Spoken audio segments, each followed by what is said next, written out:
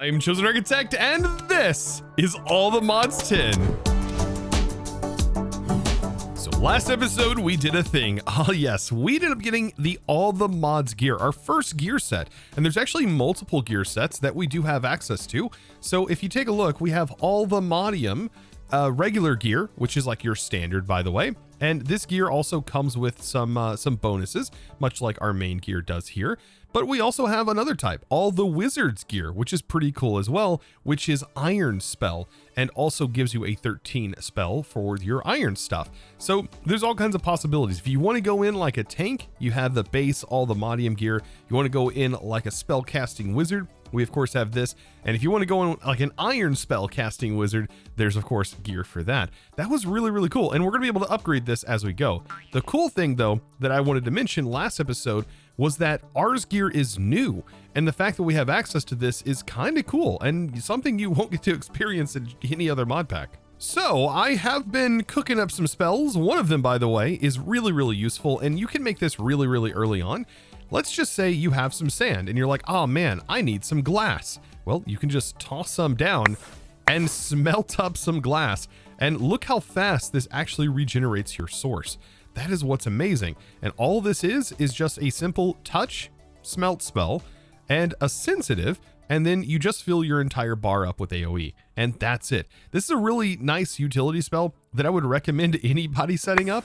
And all you really need is your 2 spell book for this to work. Now, what makes this even more powerful is with this gear, we have all of this bonus regen and mana capacity, meaning I can do a lot more smelting operations than you would typically be able to do normally. So, without further ado, let's actually get into what we're going to be doing in today's episode. And that, my friends, is going to be the introduction of Just Dire Things. Now, I've been saving this mod for a little bit because I do feel like it is an incredibly powerful early game mod, and I didn't want to spoil some of the other mods that we have been playing with thus far.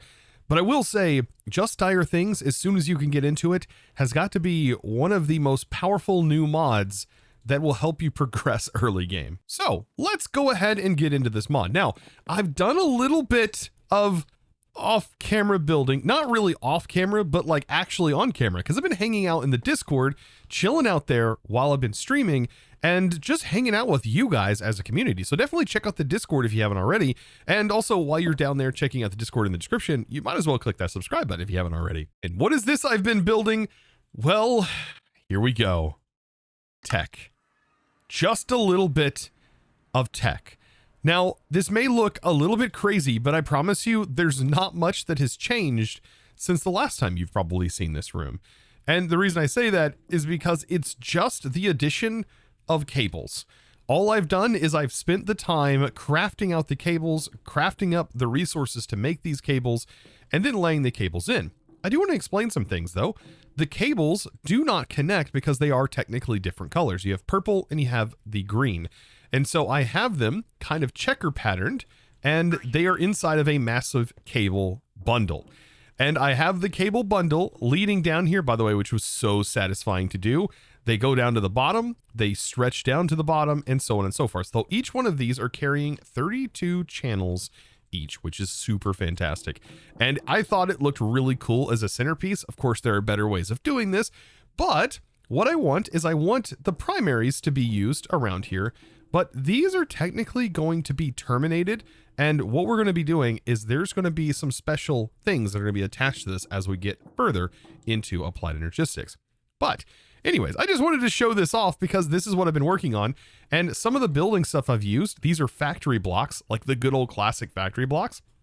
This is just gray concrete, and I have it chipped. So using the chipped mod to change the texture to the grid, which I really love. More factory blocks, and believe it or not, this is actually mud blocks. Like, this is just mud. I've literally coated the walls in mud. Don't let that, fool you. That's also what we used for our drawers. But yes, just a lot of mud in the walls that I have changed with chipped. Now, these down here are one of my favorites. Sorry, I'm blinding you. This is the anti-blocks, just to really add some accents to the bottom area. Now, I do want to add some glass, and Zycraft, believe it or not, adds one of my favorite glasses. that I mean, sorry, glass, one of my favorite glass types, and it's the reinforced glass. This is so good and looks really, really good in our build here. I mean, just look at that. That fits perfect. It looks very similar to the AE glass, but this extra border that it adds, it's just the icing on the cake. And when you walk on it, it sounds like you're walking on amethyst. Oh, it's great. Now you might be wondering, what are these corridors all about that are extended out to the side? And this is going to be important, right? Because this is going to be a hallway that connects right here, that goes all the way that way, 11 blocks wide, and it's going to connect all around this central area. The reason for this is space. And I feel like space is one of the biggest parts to a successful modded Minecraft world. Because I don't know about for you, but for me, the moment I feel like I've ran out of space, I just really get, I don't know, it's just not a good feeling, right? And I almost like kind of backpedal and get discouraged. And so that's why this go around, I've tried to build things bigger than I think I'm going to need. And turns out I just built things right at the right size this time. Like, for example, the castle doesn't really feel claustrophobic like most of my builds typically do. So I think I literally made this just about the right size. So yes, today is going to be about just dire things, but I do want to go ahead real quick and I want to start clearing out the corridor and the hallways and get this entirely wrapped around. And yes, it's going to take a little bit of time, but the destruction gadget is really, really coming in on this, right? It allows me to predefine certain sizes and I can just go ahead and clear all of this without needing to worry about too much. I know you guys love really satisfying things, so take a look at this. So I did define this in just the right position to cover the exact size that I want right here, right? Which, by the way, is 11 blocks tall, I think. This is like 1, 2, 3, 4, 5. I think 1, 2, 3. You know what? There's actually a mod for this. Believe it or not, there is a tape measure mod. Measurements. Very, very good mod, by the way. Thank you. Let's go. There we go. Perfect. We got that made. And I can go ahead and right click here and I can scale up to the top, right click again. So we got 13 blocks tall, essentially. And so yeah, this is covering a 13 block area, just in case you wanted some more measurements. And there we go, 11. So 13 and 11. Perfect. But what I really wanted to show you is how satisfying this is, right? So this is where I have the central location set, and you can do this in here. You can define how deep or how low you want this to be. And so this is our exact size. And when I remove this, take a look at that. Oh, it is such a satisfying thing watching all these blocks disappear. So I now have it nice and cleared out, kind of closed up as well, because there was a lot of areas that were nice and wide open. Like there is a ravine that like literally runs right through this area. But I do have the area nice and cleared out, and I had some ideas for this.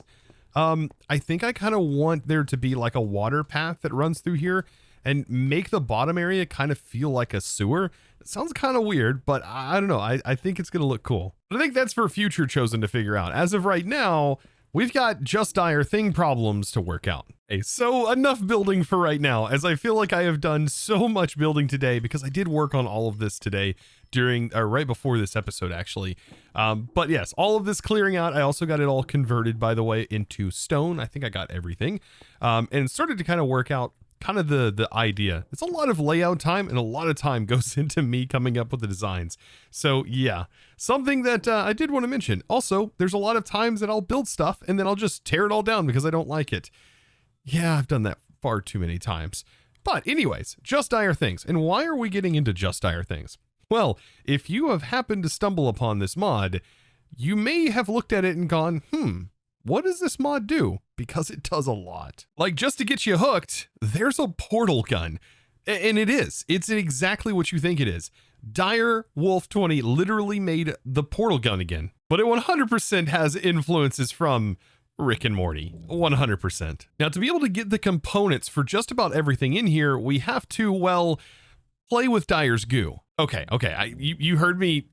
You heard me right. This goo right here, right? So we have to start off with the Primogel goo, and this is something that you can make very early on. Now, there's a couple of things that I will say about the early part of Just Dire Things.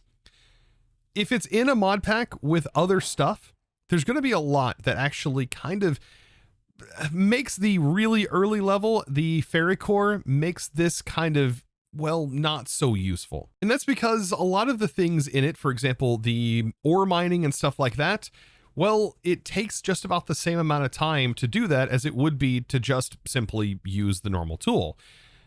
But it can do it all in one go. And there are some upgrades, but it does get kind of expensive too when you think about it. Now, where the mod really starts to shine, in my opinion, is after you've gone to the Nether and you have yourself some blaze gold. Now, we're going to need to be doing both of these today and leveling up. I think we have enough resources to literally go all the way up to Eclipsy if we want to. The progression of Just Dire Things, just to kind of explain it, you kind of have your overworld. Then you also have the Blaze Bloom. Now the Blaze Bloom is the Nether related stuff. You can see the crafting recipe here. And then we have the Void Shimmer. This is going to the end. And believe it or not, the end is before the Shadow Pulse goo, which I agree with. I feel like nobody wants to fight the Warden. The Warden can be such a pain. And you could definitely fight the dragon way before you can fight the Warden. But this is the Shadow Pulse goo is the last tier. Why is the Warden just such an awful boss? I don't even think it's meant to be fought. So now that I have the primal goo, I guess we can actually start with this. And the way that we're going to do this is by placing down the goo. And I recommend placing it one block up. And it's going to flash a food that we're going to need to feed it. So in this case, I need to feed it either rotten flesh or sugar. And when I do this, it is going to change form and it's going to start changing the block here. But I recommend covering the entire block in this case with blocks of iron. And this is how we're actually going to get our ferric core. And this is such a cool animation. By the way, if you're not seeing this with shaders, it's because some shaders don't actually have compatibility with this rendering here. Oh man, but just look at that. That is so cool looking. You know what? I'll take this any day. This is I love this transition, and it's pretty slow though at this tier. The first tier goo is yeah, rather time consuming, as you can see, but it does get much quicker the higher tier you go up. Man, look at that go. So once everything is fully surrounded like this, we just have to wait for it to fully convert. And this one should pop first, and they all should convert into this. Yes, the raw fairy core ore. And yes, once all of them convert just like that, you have particles going everywhere. You can actually mine this, vein mine it, or what have you. But from what I understand, fortune's not really going to help you out in this situation. So you are going to roll between like 3 or 4, I do believe. Most likely going to get 3 out of each. But I think there is a chance for a little bit extra, right? And you can kind of see that right here. Fortune does not really apply. And I just noticed, by the way, oh, it looks like all the mods had added support for this stuff through the bees.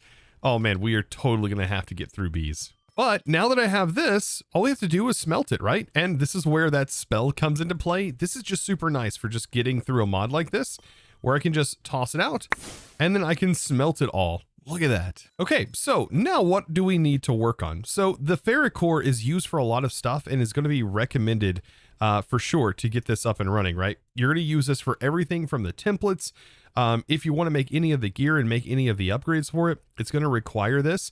All of the base machines are going to be required, and the base machines are required for the advanced machines. So you're going to need quite a bit of this if you're planning on getting through this mod, much as I am. Now, believe it or not, that's not where the fun happens. Where the fun starts to happen is with this, the Blaze Bloom goo. Now, this goo's primary food is going to be either blaze powder or wart, and it's going to automatically start converting this iron, but I don't want to use iron here. Actually, I want to go ahead and start working on the blaze gold, because like I said, this is where the mod really starts to take off and you gain access to all kinds of cool stuff.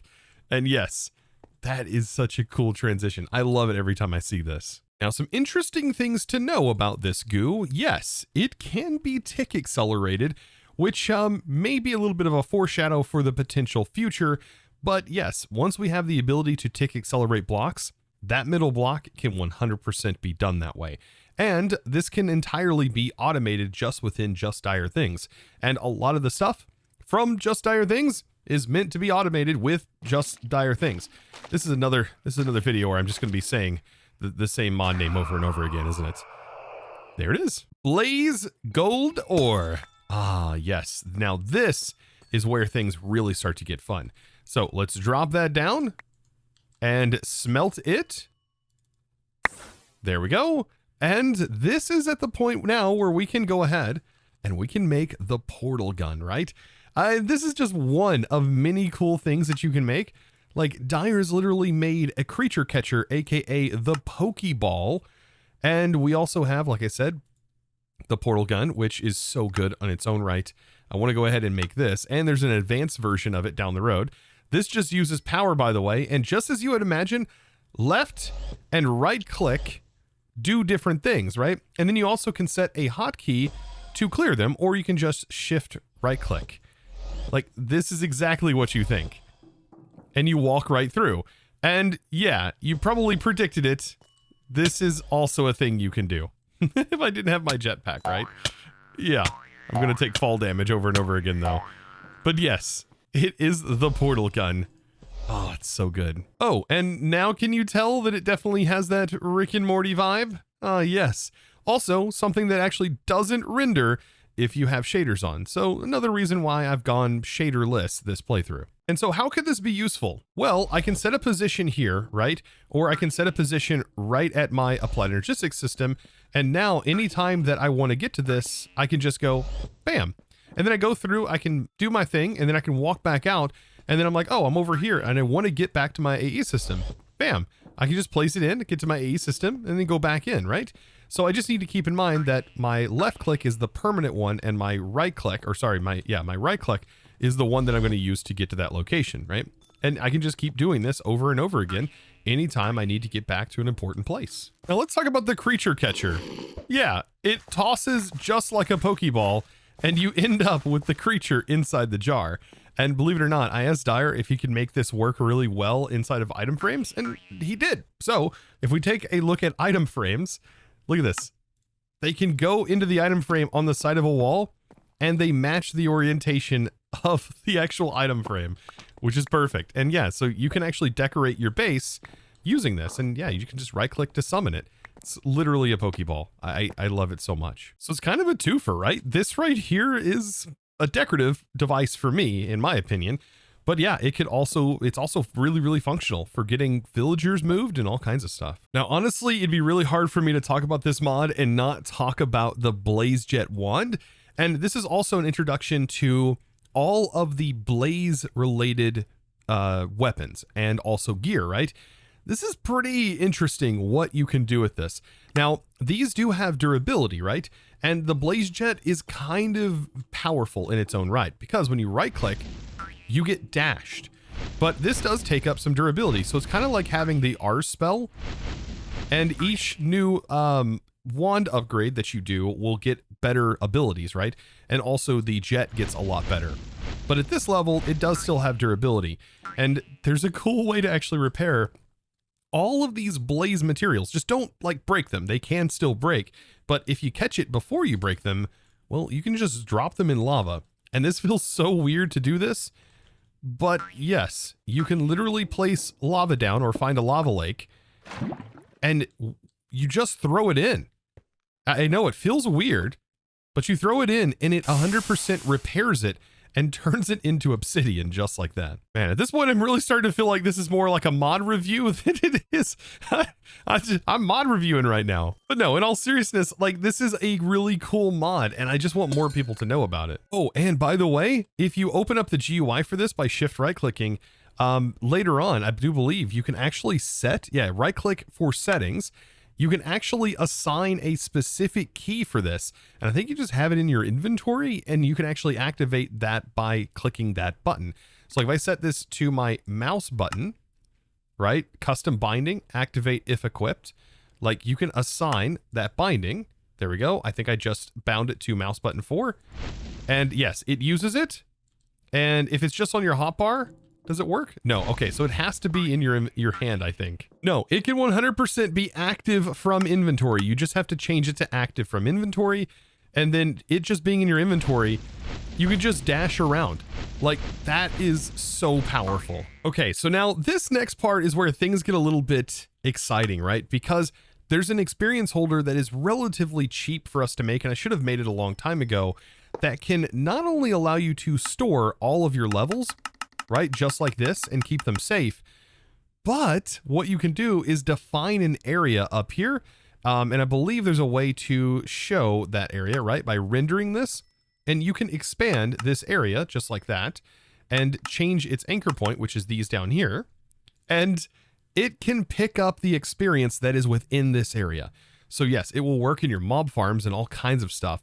And it's very fast. You can change the tick speed to where it even checks every single tick, which is insanely fast for really, really advanced farms. And if you're having performance issues, you can also just make sure to turn off the particles here so you can get more frames. And I definitely have been wanting this thing for a little while. Yes. And this is going to go right on my mob farm. So because all of these are filled, this is already overflowing on XP. And so if I place this down, I think what I'm going to do is go ahead and show the area so we can see it right here. I need to lower it down so we can play around with the GUI. And then I can start to figure out where I want this to go. So like I could take this and send it back. And there we go. I can see that this is now in the center area. And I think if I go ahead and expand this out like so, I don't think we have to have the Y going up very high, but perfect. This now fills the entire room and it should be pulling XP, right? Yeah, this should definitely go up. I do still see XP lingering about, but if I turn the tick rate down a little bit, I think 10 is probably good. Yeah, it should be more than cleaning it up. Aha, yes, you do have to click the collect experience button. So now with that, we can see the little particles moving this in. Also, by the way, items can be handled with Just Dire things as well. There is an item collector, but this is seeming to handle this just fine. But we're probably gonna have to use that item collector in like much larger scale farms. Like for example, when we start playing around with mob spawners. Wow, I almost went to my waystone when I remembered, oh yeah, I can just do this. That's so good. Oh, and by the way, if you want to do a little bit more deep diving into this mod, definitely search up Patchouli down here and you will find the Just Dire guide, which does require the base goo, but this guide has a lot of information in here, especially towards the later mechanics. And there's also some more in-depth information about what all these tools and upgrades do. Now, the next tier going into the Void Shimmer, which is going to get us access to powered tools, this does require Dragon's Breath. And believe it or not, I have not gathered any Dragon's Breath yet. But I could do two different things. I could either catch the dragon in a Drigme jar, which is a pretty cool way of doing it, or I could also go find that head and also use Zycraft for it. Honestly, I think just looking for an end city might be the best option. And it looks like there's an end city about, yeah, 1,500 blocks away. I'll tell you what, I never get lucky with finding the end cities that actually have the ship on them. Maybe it's because all these ships just laying down around here. But here's one right here. Perfect, perfect, perfect. This is all I need. I don't even know if I should definitely grab the elytra, but still, this is it. Come on, let me mine it. And, oh, no! Oh, I didn't have my magnet on. Dang it. Looks like I'm going to be finding another one, but I'm going to run in here and grab my elytra real quick. Oh, goodness. Look at this guy. I love the mod, by the way. It adds the elytra in a chest so other people can find it. Ooh, there's actually some goodies in here, including a broomstick. Ooh, I'll take the hat too. Look at that. And what do we got in here? Phantom boots. Oh, man, I wasn't expecting to end city raid today, but I'll take it. I'll take it. Hey, you stop that. Finally. Okay, so I did find another one. Thank goodness for the Explorer's Compass. Makes this so much nicer. I had my magnet this time, and now I have this. Oh, and I guess something to test out, right? Does it work cross-dimensionally? It doesn't appear to. Oh, no, it definitely does. There we went. Now, this is going to be a bit interesting, right? So the dragon head, the way that it works, I'm almost positive, is its orientation needs to be on top, like this, of the extractor. And then we'll have the extractor facing down, like that. And you can see it's on. Perfect. And then the inventory needs to go beneath. And every 10 seconds, it's just going to start producing Dragon's Breath. Man, I bet that's a stinky business right there. But perfect. In just a few short seconds, I now have everything I need to now get into some power stuff, right? So let's go ahead and make this bad boy. I'm going to go ahead and just take our prior goo. which apparently uses a shovel, by the way, and upgrade this. Beautiful. And the same thing is going to happen, right? We basically will have different materials that go into this. And I wonder, is this going to require chorus fruit? Yes. Chorus fruit it is. That is going to be its source. And then this uses diamond blocks as the next tier upgrade. So yeah, it can get a little expensive, right? You do need like 6, but we have all of this diamond essence, which makes the process a little bit easier. Yeah. And also each tier of the goo gets faster and faster and faster. So that means all of the prior stuff also work on it. And this isn't even like touching on any of the fluid stuff, because there's fluid crafting that utilizes this to happen, all kinds of other cool stuff. Speaking of cool stuff, we are going to have to make the other tier, which does look like it is going to also cost, yeah, some echo, which we do have, but we are going to need to go grab some skulk shriekers and some regular skulk.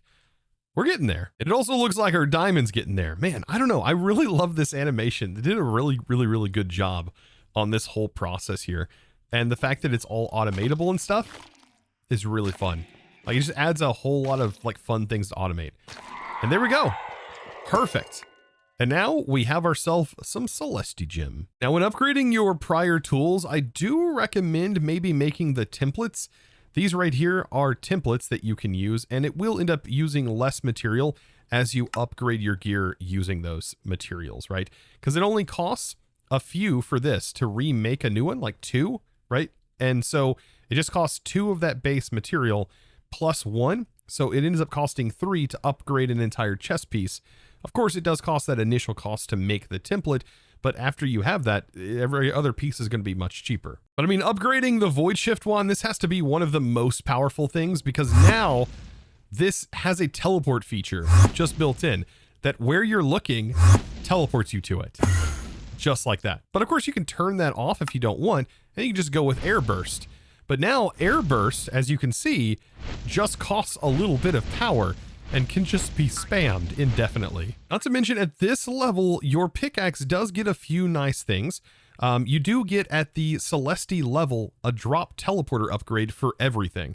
So this now means that your hoe, for example, can not only help grow crops, but when the crops are fully grown, they will get auto-harvested and automatically sent into an inventory, which is another insanely powerful part of the Just Dire Things mod. Now, I think my main goal today is to hopefully get myself an Eclipsey Paxel. And there is a specific way that you need to make said Paxel, but yes, this is a multi-tool that we'll be able to use. Now, I know I use a lot of the Alldemodium stuff, or a lot of the R's to break things, but I would really like to use a regular pick to insta-break too. And this does give you the ability to insta-break eventually. It's just that the insta-break upgrade does cost these time crystals, which can be a little expensive. Now, speaking of R's, I'm going to have to use a projectile break extract pickup to be able to do the next thing to make our upgraded Shadow Pulse goo, because we do need to grab some Shriekers, and so we need Silk Touch and also some Skulk. And looky there, there's just some sitting right here, so I will pick that up, grab that one, and then I think Silk Touch, yeah, picks up the Skulk. Look at that. I mean, honestly, moving from the Void Shimmer goo immediately to the Shadow Pulse goo kind of just shows where we're currently at in the pack. I would say we're at the start of mid-game, in my opinion. But here we go. Now, what goes underneath this Shadow Pulse goo?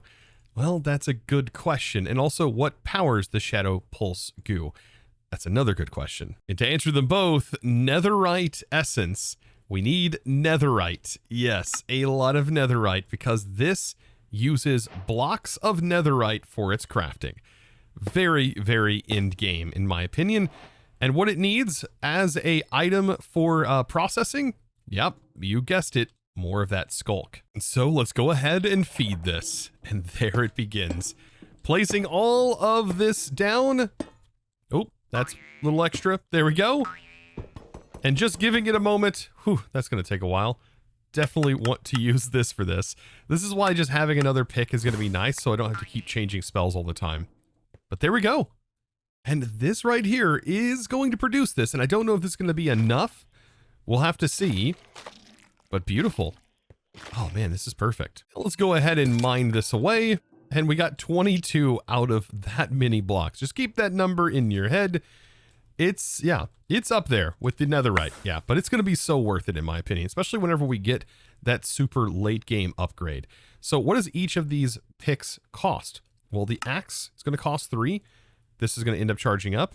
And then the paxel, I believe, is just combined with the shovel and also the pickaxe. Now, here's where confusion ensues because there is a specific order that you need to combine them in. And that's going to take place inside of the smithing table. And if you just start putting them in, it may or may not work, right? You notice this is not going to go in. And so you kind of mix and match, but the order it needs to go in is pickaxe first, then it needs to be the axe and then the shovel. And that allows you to make the Eclipse alloy pickaxe. Man, that is pretty cool. And perfect. Apparently, we completed a Paxel quest. And by default, this does absolutely nothing, by the way. It doesn't have any upgrades in it. We actually have to put the upgrades in it. And one of the craziest ones is the X-ray. But yes, the X-ray upgrade is a little bit more expensive in this pack, requiring unobtainium in order to craft. So don't think you're cheesing your way through anything. I really want to show this off, but I just can't yet. We don't have unobtainium at the moment. Now, with a little bit of efficiency, this thing will mine insanely fast, as this is its base speed without having any upgrades on it. So I actually headed back over here because this is where my enchanting place is at. And let's see, can I make this a little bit cheaper on me? And I enchanted a book, by the way. So Apotheosis has a really nice way of just enchanting specific things. So you can make an enchanted book, for example, a Tome of the Miners, and it's only going to give you pickaxe enchants on a book.